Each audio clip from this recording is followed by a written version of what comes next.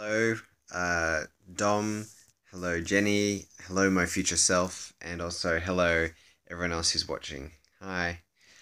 This is day two of my accountability challenge to continue to keep on top of everything.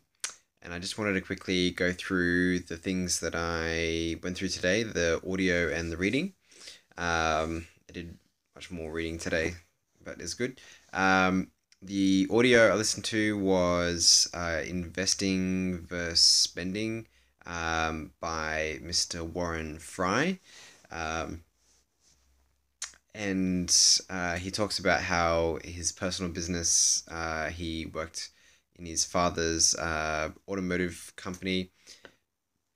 And he talked about how the challenges of starting a conventional company. And I think there was a second speaker in there as well who also talked about building a conventional company and about how much energy it was requiring. So, for example, to create that automotive industry, it was costing him, $100,000 a day to be able to make sure that he could actually, sorry, no, 100,000, sorry, not 100,000, $100,000 a month, not a day, a month, just to keep the business running. And that if he wanted to duplicate the business, he'd need to have another $100,000 a month just to be able to keep the business going. And, that only occurred if he had a reliable income of actual people coming to get their car serviced, right?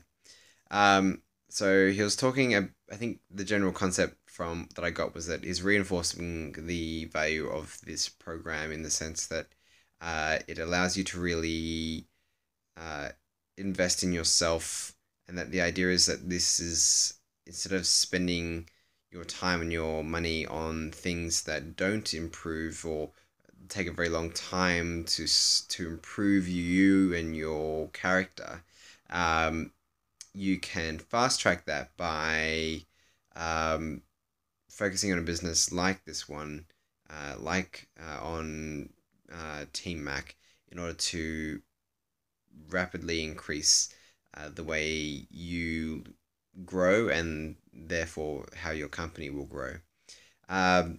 Yeah, I guess the general theme I got was that they were continuing to encourage the idea of the entrepreneur business mindset, and then they were also looking to focus more on the idea of that delayed gratification, the idea that you prepare for the future where your delayed reward is far more rewarding because of the investment you put in and the hard work you put in earlier.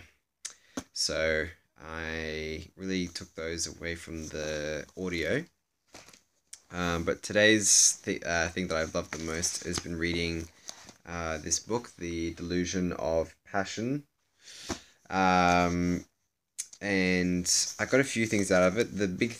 Some of the big things were like getting aware of the pain. Or not so much getting aware of the pain, but getting aware of the idea that following your passion isn't always going to be a painless situation. It's not always going to be a problemless situation, and those pains and problems are actually necessary for you to grow. And in fact, they show the weaknesses that you need to help complement and get supported by other people. But the really big thing I got out of today was reading chapter 3, which is the delusion that passion precedes total commitment. And the idea is that, and I think before I read this is the mindset I had and the mindset most people have, which is that you start with passion, then after passion you start to engage in something. You're like, okay, I'm going to be passionate about pens. I'm passionate about pens, texters, colored texters. Passionate about those. So I'm going to engage in that. And then once I've engaged in it, I'm going to commit to it. And then once I've committed to it long enough and I've focused on it enough, I'm going to achieve great things. And that's how passion works. But unfortunately, that's not how passion works. What they've suggested is that it actually works the other way around. So you still have engagement, the idea that you're trying something new for the first time. You try ice skating for the first time, for example. You enjoy it.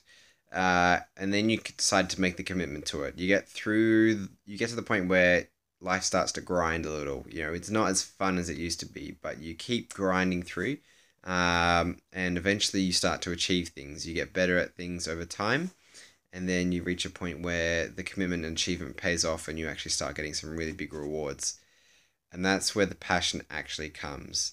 It's at the end. It's at the end of the process where you've actually gone through the trials and tribulations of the project and the process, such that you actually feel excitement and enjoyment from the work you've done and the achievement you've done after you've done it, rather than this idea that you will just simply love being in the moment of it. I mean, there are some things where you're going to love being in the moment for it, but if we think about Steve Jobs, or we think about Bill Gates, who have amazing lives or have lived amazing lives and done amazing things for the world, you can't imagine that every single day they had to work on a computer, that they had to do a presentation, that they had to speak to the board, financiers, any of these sorts of things, that all of that was fun. And to be honest, it probably wasn't. But at the end of the day, they got to live exciting and amazing and fun-filled lives, by a simple result of realizing that first it starts with engagement, and then commitment, and then once you've committed enough to create enough achievement, passion will flow from that, and then you use that passion to continue to fuel your commitment, and that just simply causes your passion and your achievement to grow greater. So that's what I've learned for today. Nice and quick, nice and simple.